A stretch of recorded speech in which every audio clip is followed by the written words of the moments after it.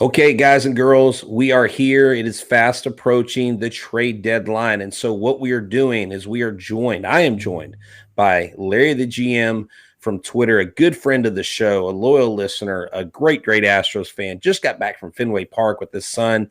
Maybe he'll throw some in about that and the live show. That's right, went to the Baseball Hall of Fame. But we're going to be talking about on this bonus episode the 40-man roster, understanding where the Astros are and rank throughout all the league and what their needs are. Because, see, we like bringing intelligible conversation to the trade deadline talk. So I'm Htown Wheelhouse. This is a bonus edition of Locked on Astros trade deadline special. We start now.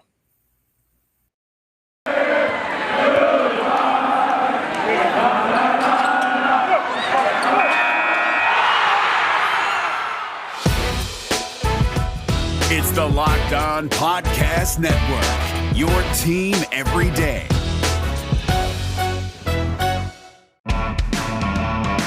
Hello and welcome to Locked On Astros, your daily Astros podcast. Here are your hosts, Eric the Man Heisman and Brett Htown Wheelhouse Chansey.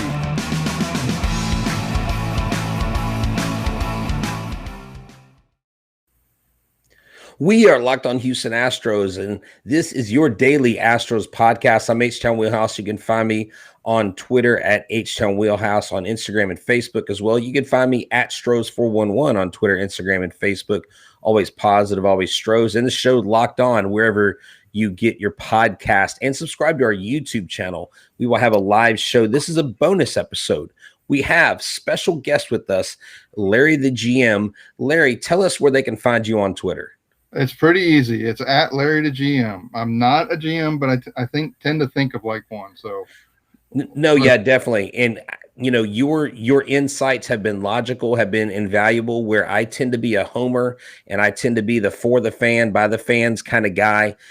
You tend to talk some sense into me, and I listen because you do have some wisdom. And this episode is actually brought to you by Spotify Green Room. We're changing the way you talk about sports. The way you talk about the Astros. Why don't you change the way you talk about sports in general? Go to Spotify Green Room, download the app, join today. Eric and I are on every either Friday or Saturday each week. And we'll probably go on Saturday since I'm going to the game Friday night. And you can come on live. You can be a part of the show. Larry's joined us. We have several loyal listeners that hang out with us. Johnny, Steve from overseas. We have a great time. So that's who this episode is brought to you by. So let's get into it. And for those of y'all watching, we're going to be talking about a heat map and a spreadsheet that Larry actually put together. It's a pretty genius thing. And so I'm going to be sharing that with y'all so y'all can get the visual of it. If you're listening via audio, if you're listening on Apple, Google, Spotify, or Odyssey, wherever you get your podcast, please go to the YouTube channel. Please subscribe so you can see what it is we're talking about, and follow Larry on Twitter, and you can see he posted the heat map on Twitter. So maybe if you're watching it and you're on Twitter, you can pull up your phone and look at it and go from there. So, Larry, without further ado, let's get started. Let's kind of start talking about the 40-man, and then we'll bring up the graphics and stuff. Okay, so today is the trade special day, right? And so one of the steps we're going to go through is understanding what the strengths and weaknesses of the Astros are relative to the rest of the league. That's what the heat map will do for you guys. And so what we're going to look at is the heat map, and we're going to see, okay, where are the Astros, what positions are weak, what are their strengths. That will determine, and I know everybody already has in mind what we need to get, but we're going to show you why that is, why it is that the Astros need relief pitching, why it is the Astros may need some other things. And then we're going to look at, so one of the things I hear quite often on the show, Brett, and on Twitter is like, the Astros need to do this, the Astros need to do this, the Astros need to do this. And understanding where the Astros really are, how tight the 40-man is, and the moves that they already have to make to bring back the Pedro Baez's and the other folks that are injured. Those folks are the folks that have been on the 60-day IL are not on the roster right now. They're not on the 40-man, and we have 40 players on the 40-man. So how are we going to do that? How are we going to get those back without necessarily exposing the players to DFA, or which players should we expose to DFA to be able to make the best roster for the end of the season and in the future. So that's where we're going in this part of the show. Later on this evening, come back at 6:30-ish time frame, and Brett and I will be going through it. It'll be trade bonanza. So we're gonna talk about like what it is that the Astros need and what it is they can, and then later on we'll talk about, okay, who should they get and what can they trade. All right, so let's look at the way I like to visually do this is in a heat map form. That way it's really easy to look at. I mean, if you look at the version on Twitter, or Brett will show it in a little bit, you can look at one picture and see, hey, this is where the Astros are good, and this is where they're maybe not so good. So the map works where deep red is the best in the league, and dark blue is the worst in the league. So if you're average, you're white. So red, white, and blue. Red is good, blue is bad. And so what does that say? So if you look at the projected WAR for the rest of the season, and that's the way I tend to look at this in the beginning of the season. Like what are the projected WAR for each position group going to be? And what are the weaknesses? And so I look at the projected WAR for the rest of the season. And it says that the Astros are blue at catcher, a little bit blue at first base. We can talk about that in a minute. And blue, a little bit blue at relief pitcher, and basically straight up white, a little tingy of blue at center field. So what does that mean? That basically means the weakest position group from a projected WAR standpoint from now to the end of the season is actually catcher. The projected WAR for the catchers for the Astros is 23. They're the 23rd best catching group. You say, well, why is that? See, when you mentioned to me, and we'll talk about specific trade scenarios on the live show, but when you mentioned the catchers that are out there that are desirable, I was like, wait, hold on. We have Martin Maldonado and we have Jason Castro, and I'm thinking these are who the pitchers want and stuff. But you're basically analyzing it from a standpoint of, if you want to go in with the absolute best roster in the playoffs, here is where you have the need for the most improvement. Right. And folks, when I do show you this map here on the screen here in a second, it's genius. Like, I'm sitting there going, I don't know how you put this together. It is excellent. The season to date rank, like you said, the projected WAR. And these are things that a lot of people don't talk about. As a fan, if you're sitting around drinking a beer, you're just talking about, hey, is there any way we can get Htown? There's all these wild hair scenarios, but realistically, as a GM, and I think I've decided I don't want to be a GM because it seems like a very difficult task. And that's why you call yourself Larry the GM, because you tend to take these more analytical approaches because of your engineering background, and you're able to look at things logically outside of your fandom, where most guys like me are like, no, I want that. I don't want to, here's the big problem. And here's what we want to try to debunk is right. A lot of Astros fans, and maybe I've been guilty myself, we want a king's ransom, but we want to give away the jester. We don't want to give away another king for a king. So so what are the weakest projections forward? So I said catcher was 23rd. I'm not saying they're going to get a catcher. Right. You said it right, Brett. I'm saying that if they want to address the worst problem they have, they would do something at catcher. The culture, the clubhouse culture, and all that with Maldonado makes sense. In an ideal world, I'd like to have Maldonado retire and be instantly another like bullpen catcher there, ready to help the pitchers the rest of the season.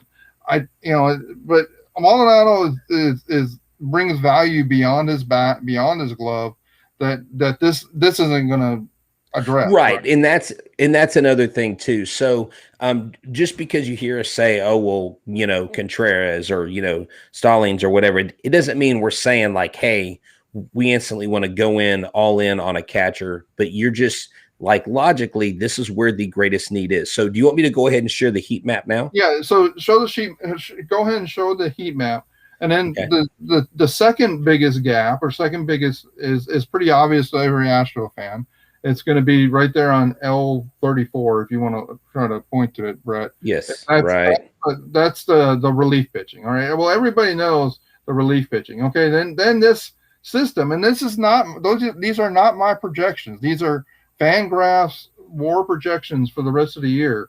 It says position group first base, and that's because the Fangraphs projections, all the projection systems, do not believe no one understands the fountain of youth that is Yuri Gurriel in 2021. Right. So they're just not going to project him to be great the rest of the season. And then the other one would be center field. Okay, but if you guys can look down two or three lines below that, let's talk about the WAR season to date rank. And there you get a little bit of validation related to the catcher and bullpen. We had the 22nd ranked catching core so far this year. That's just because Maldonado's just been, quite frankly, terrible batting, and there's just no way around it. But the relief pitching core has been 19th, just like the rest of the year projection. But Yuri Gurriel has been the 6th best first baseman.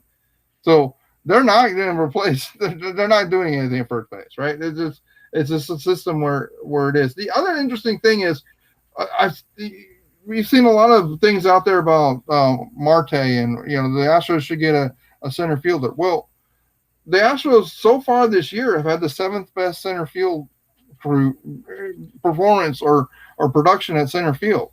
They're not going to do. I mean, I was calling for that in April, just full disclosure. But they're not going to change it now. And also the last line on this spreadsheet is just looking at. They may not want to look at WAR. You may want to consider something like a WRC plus. So I give you the same ratings from a WRC plus standpoint, from an ERA standpoint for the pitcher. So what does all that mean? Well, all of it means is that the Astros have the number one offense, projected number one offense so far this year, number one offense projected for the rest of the season. They have the 10th best or 13th best projected pitching. So we got to do something related to the pitching. Because we're going to be facing the top other 4 or 5 teams in the league. So you don't want to be 13th going into a group that is, relatively higher, because I'm going to scroll up a little bit and let's just pick out of the mix. The, White Sox are right there, relief pitching at 9.3. Is that the pitching one, right? The pitching is 8.3. So they're second best overall pitching. The Mets are the first best overall pitching. The Yankees at 8.2.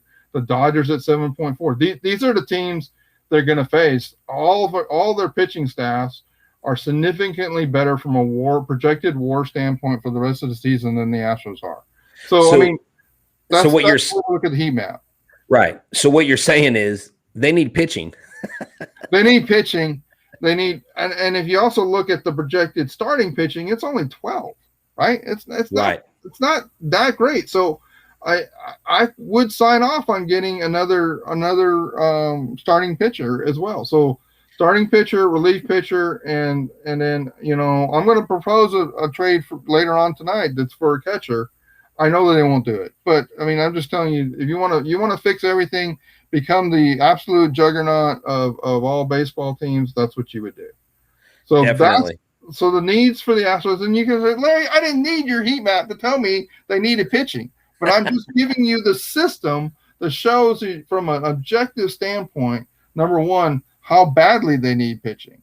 Remember, on this heat map, red is good, blue is bad. So exactly, the Astros do have some holes that they're showing up as blue. And there's not any of these playoff teams that, well, outside of the white. No, that's the Angels. I guess there are no other playoff teams. See the Oakland A's. Are they blue? Yeah, the Oakland A's. But I mean, I assume they're going to be busy. Right before the trade deadline. I would be shocked if they didn't. Well, but look at the Yankees. The Yankees have an outfield problem, right? And and the Mets have a catching problem. The Mets are pretty mediocre. The Dodgers do really well in this system, and just because they've got. I mean, we've known that they had a ton of depth, right? They're like red across. So if you're listening, the heat map is like all red and pink. because they only have one that's like mediocre, which is DH, obviously. That being probably because they're National League and not the American League. Right. But yeah, it's pretty interesting to look at the Astros compared to the other playoff teams, and where they are, where they rank amongst the league. It actually helps me to see, okay, yeah, these are some glaring needs. When I pull this down, catcher is blue, first base is blue, relief pitcher is blue, starting pitcher is in white, and so center field is in white. And so, yeah, I mean, you definitely have some areas that leave things more to be desired. Do you want me to keep the heat map up for right now? Well, let me give the good news about this before Okay. Right. So what the system says is, even with all the holes that we have, that the Astros are still the third highest ranked projected WAR remaining for the rest of the year. So it's important to understand. It's not like they're gonna just miss the playoffs if they don't address these things. In fact, the Yankees have a better WAR projected by the system. I don't necessarily believe that, but at the end of the day, don't be surprised if the Yankees crawl their way back into postseason contention if you believe this system. But quite honestly, I think the Yankees are the Yankees may be at a point of selling. It just seems almost inevitable. But here's the deal. There are several things that you could look at right now. The betting lines, the Houston Astros, their line continues to drop. I know someone earlier in the season said they put a bet down when the Astros were like plus 1,200 or something. And so if you're not really an avid sports bettor, but you've always kind of wanted to try and see what it's like, go to Bet Online. It's the fastest and easiest way to bet on all the sports action. Baseball season, we know, is in full swing. That's what we're talking about. The trade deadline is here.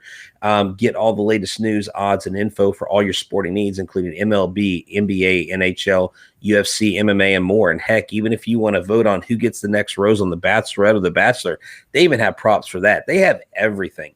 So before the next pitch of the Astros versus Rangers this weekend, go to your laptop or mobile device and check out all the great sporting news, sign-up bonuses, and contest information.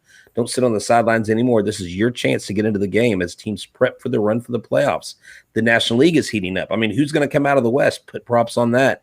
Who's going to end with the most home runs this season? Is it going to be Htown? Will he get to 50? Will he get to 60?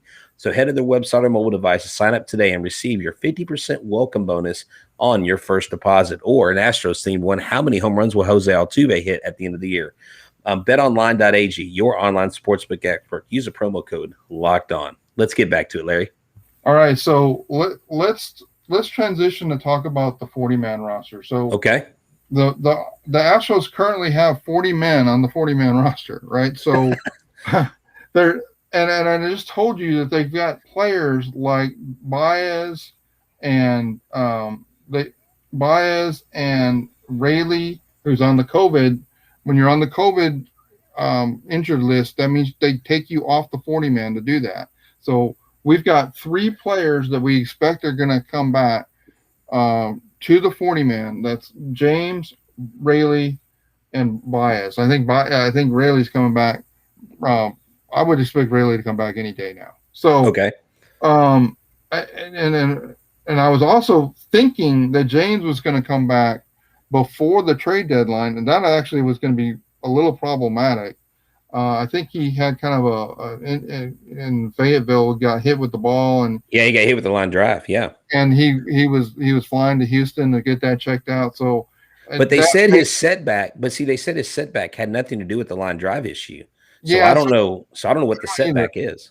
Okay. Yeah, so on this spreadsheet, I've got Larry to GM projected estimated return, because that's the only way I could do what I propose to do on this spreadsheet. So the point of this is like, okay, these players are going to come back at stages along the way. We know we're going to get Bregman and Diaz back. They're on the 40-man, but you're going to have to manage the 26-man when they come back. So if a player, what do I mean by that? So if a player that comes back and you decide you want to, in this case, send, let's say Pruitt. We decide, hey, we're bringing in James. We don't need Pruitt anymore. Pruitt doesn't have options. That means you can't just option him to the minor leagues. You're going to have to DFA him and have him pass through waivers, and then you can outright him to the minor leagues. Then he won't be on the 40-man anymore. But that now isn't that, for those listening, isn't that at the risk of losing him if another team picks him up? So right. So you got to be really, really careful if you DFA somebody, and full disclosure, I'm going to DFA somebody in the first step of this spreadsheet. But the realities are, if you DFA some, actually, I'm going to option them. No, I'm going to DFA him off the 40-man. So when you take somebody off the 40-man, you have to DFA them. You can't just option them. Okay. And if you can option somebody that has options, but column G shows you all the players that don't have options. So that's the system of this spreadsheet. I see that 0. Okay, so all the zeros don't have zero means options. Can't just option them. So I'm just gonna kind of go over this. The obvious ones: Maldonado, Castro, Altuve, Correa, Diaz, Brantley, Greinke, McCullers, Odorizzi, Verlander, obviously, Pruitt, Presley, Baez, Rayleigh, and Smith. So a couple of those are problematic because, quite honestly, there's a few of those relief pitchers that if we actually trade for all the relief pitching we want to trade for, you're not going to have room for them. We're not going to have room for them, right? So this is why the Astros are maybe they're not jumping to do all these deals yet, because they have to manage the timing of the deal versus the timing of the DFAs that they're going to have to do. Yeah, definitely. No, and that's, and it's funny. Like I'm sitting here thinking about this. It's like, why are you making me think like this, Larry? Because this isn't the fun banter that you have at the bar. Like, hey, who are we gonna get? Because all you think about, and that's where I would like to bridge the gap, because there are a lot of baseball people that understand baseball like you do. I would like to think that where I'm not at the level of understanding you are, I can get there pretty quickly, right?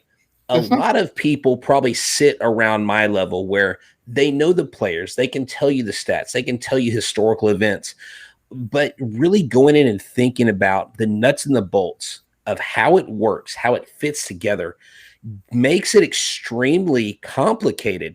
It's not as easy as getting Francisco Rodriguez and Chafin and Max Scherzer. It's right. Okay, who you gonna give up? And then if you give up somebody when they come in, you probably still have spots you're going to who you're going to DFA. And then if you DFA somebody, so on and so forth. And so it is definitely one of those processes when you sit down and think about it, it is incredibly multifaceted, multi-layered. It's like, you have to understand the consequences of the move you're going to make and what it will lead to. No, so, and that's excellent. Do you want to run? So I'm going to show you the Larry the GM plan for the next couple of months relative to the roster, and the people that are going to tune in later, you're going to see the Larry the GM trades are embedded in this 40-man spreadsheet. So I'm going to go back to the spreadsheet for those watching. Okay, yes. And again, those of y'all listening, if you want to see what it is we're looking at, go to YouTube, subscribe to our channel, and you can watch us go through this, because I'm trying to scroll enough to where you can see and follow him.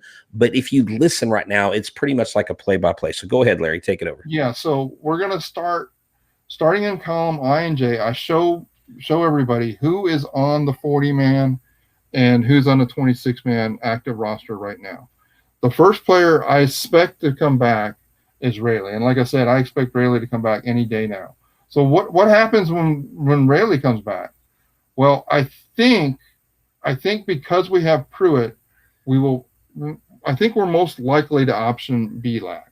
Okay, that I just think like, because Pruitt does have the ability to go some innings, length innings, and so does Javier. So Belak's a little bit redundant to those other two long relievers. So I think we're going to option him. But that doesn't. I said option Belak. I didn't say DFA Belak because I don't think they're going to do that. No, if you remember, like a week or two ago, Brett, that they brought up Hartman, and then like for just a day, right? Yes, exactly. Yeah, from Sugarland. We've actually seen him pitch twice this year, at Consolation Field, and yeah, he came up that once, and so you think he would be the prime candidate to DFA because maybe of what we have around him, right? Well, yeah. So I mean, Hartman's.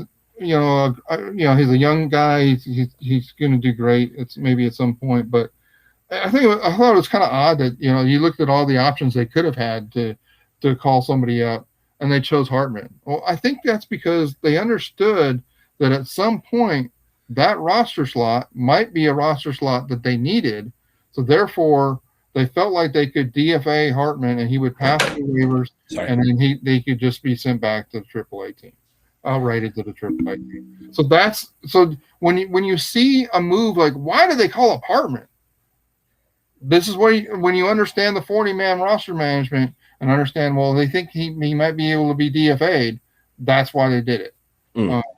And so I think, and I actually talked to some folks about that. Not anybody in the team, but like, hey, that's probably the most likely person to be DFA from the 40-man. Okay, so the next move is what happens when Diaz comes back.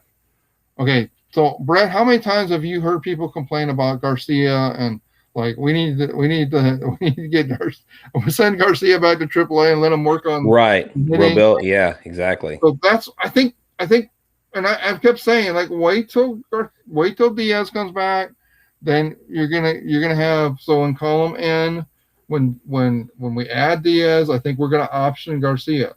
Okay. And so now understand that Diaz is already on the 40-man. So that's all you have to do. Option Garcia and add Diaz. All right. So but honestly, that for me isn't a move that I'm upset they're having an option. That's not a guy that we're optioning. Well, and then we'll lose him. He's got options. So right. They'll be able to. I think he's got. If I'd have to go look. I believe he's got one option left. One option. Okay.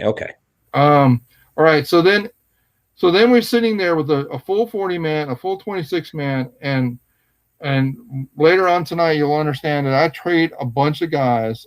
Those are the orange lines on this spreadsheet. Let's not talk about the players yet. We'll save that for later. Yeah, definitely. If you're able to see the visual, you'll see the types of players I'm including in trades and types of players I'm adding in trades, and you'll understand that I actually trade like six guys off the 40-man roster in order to add 3 players in 2 relievers and 1 starting pitcher. Because you can add guys that are in the minor leagues or prospects, but if they're not on the 40-man, you're just stacking the deck, and there's not enough room in the end, pun intended, for you. You can't just say, oh, we have a 42nd guy over here. So that's why these guys you picked in particular from the 40-man roster. And that's where I think a lot of people are going, well, if this guy's like, people may not know what the 40-man roster entails and who's on that 40-man roster, right? And so everybody's just like, oh, well, don't let go of him. Don't let go of him. Well, if you don't let go of 40-man roster guys, you don't have any room to put anybody. So you can't. Yeah, So the Astros are kind of a weird situation because their minor league system is not highly valued, right? It's not viewed as being really strong. But there's some guys that are on the cusp or have just recently lost their prospect label, right? That are viable players. I'll give one. One is Toro, right? So Toro has value to some of those teams that are blue on the heat map for third base or even second base. He could play a position. So if we traded Toro to one of those teams down at the bottom of the spreadsheet in blue, those are teams that are gonna like, hey, maybe and and so for those of y'all listening, the ones that are in blue are teams that we've actually talked about trading with, possibly Orioles, Pirates, Rockies, Rangers, Tigers. Those are all teams that I know that I've mentioned on the show as possible places to look for trades. Right. So trade value is difficult, right? And Brett and I both, and we'll talk about this more tonight, but we both love a website that gives us it's what is it, baseballtradevalues.com. Yeah. Right? Yeah. And, Yes. and that site gives you at least I'm not in the details of their system, but at least it's an objective system to giving a trade value from somebody else that's not an Astros fan, right? That they're looking at the whole league and saying, what are the relative values of these players, right? And we're going to use those numbers from that system when we build trades tonight. And at least, I mean, you can go back in the historical trades and you'll notice that, hey, their trade values really calibrate to what really happened in those deals. All right, so I'm sorry, I'm getting a little, but that's where column O and P, I'm taking out a bunch of players from the 40-man. We actually, if we do what I believe the Astros are going to trade, I already mentioned them, Toro, as you know, as a potential trade chip that'll clear spots from the 40-man. Then when Bregman and Baez come back, Bregman can just be added, and you can option probably Stubbs off, right? Because then you would just go back to 2 catchers for a while, right? Then you, but when to bring Baez in, I said you have to add a 40-man slot. So what does that look like? I think it's possible that so I think at that point it becomes very important who's done what, who's performed. I'm projecting something that's going to happen maybe early August, right? So whose performance is most at risk at that point? Pruitt's been. Yeah, so speaking on Pruitt, I know Dusty kind of put him in an unfavorable situation, but with all this talk that we're going through and just all this mind-boggling information, I know sometimes I get tired, and as I age, I'm always looking for a healthy alternative. Who doesn't want to grab a candy bar at the grocery store? But you know what? Grab a Built Bar. And Larry the GM actually told me that his wife just ordered their first box of Built Bars. And I would like to think that they heard about it on our show. Yeah, they heard it from you, Brett. You are the reason we bought Built Bars. Well, what's great about Built Bar is they taste great. They're wrapped in 100% chocolate, and they're not horrible for you. They're great for the healthy, conscious guy or girl. If you're trying to lose or maintain weight, or you just want that snack that gets you over to the next meal with protein and the right amount of stuff, go to built.com. They've got these flavors: coconut almond, cherry almond. What flavor did your wife order? Brett, I don't know that, but that's okay. She's a smart woman, and I'm sure she's got something I'm going to love. Definitely. So, there's salted caramel. I love the cookies and cream. I'm telling you, when they come back out with the chocolate cookie dough chunk, what you have to do is you have to keep your eyes peeled, because they're always coming out with special flavors and limited edition type flavors. But most of them have 17 to 18 grams of protein, 130 to 180 calories, only 4 grams of sugar, and 4 grams of net carbs. Order today, like raspberry, order mint brownie, order their grasshopper cookie that just came out. If you go to built.com and use the promo code LOCKED15, you'll get 15% off your first order. And what's cool is he probably used that promo code. She heard you say the promo code, and she used the promo code, Brett. It's all on you. There you go. And when y'all get that first box, you're going to get another coupon. Why? Because you're now a customer of Built Bar. They also have these things called Built Points that I don't talk a lot about. You can earn points towards other purchases. So go to builtbar.com and use the promo code LOCKED15. You'll get 15% off your first order at builtbar.com. So let's go ahead and do this, Larry. Let's go ahead and wrap up. Let's put a bow tie on this so that we can leave the folks with some final thoughts that they need to take away, especially if they're going to watch the live show. Okay, so we carried you through at least about through the first half of August. They'll bring Urquidy and James back then. There's going to be some potentially hard decisions. Again, it'll probably be based on relative performance. I actually believe they may option. Remember, I'm saying option, so don't freak out. Option Garcia or Javier at that point to give them, remember, innings management. I think they may give them a break in that mid to late August timeframe to rest their arms a little bit for the September run. And they'll be added when the September call-ups come up. So that's what I believe. So the key things of this spreadsheet is you can use this spreadsheet. I'll post a picture of it on Twitter if you want it. Then you reach out to me, add me at Larry the GM on Twitter. I'll send you an email with the spreadsheet, and you can understand the moves that they're making. So one of the things embedded in the logic of this spreadsheet, and we're going to talk about it tonight, the Astros need to trade slots from the 40-man to bring in the quality that they want. And that's one of the conclusions you're going to see from this spreadsheet. Definitely. I mean, that is a great breakdown. That is a really, really good job. I actually understand it. When you initially emailed this to me, I was like, I felt like SpongeBob in the episode where he touches the ball of confusion and he just like, duh. But when you really think about it, when you really look at it, it makes a lot of sense. And hey, maybe fans will be less stressed out if they look at things like this, because I know the trade deadline, can be stressful.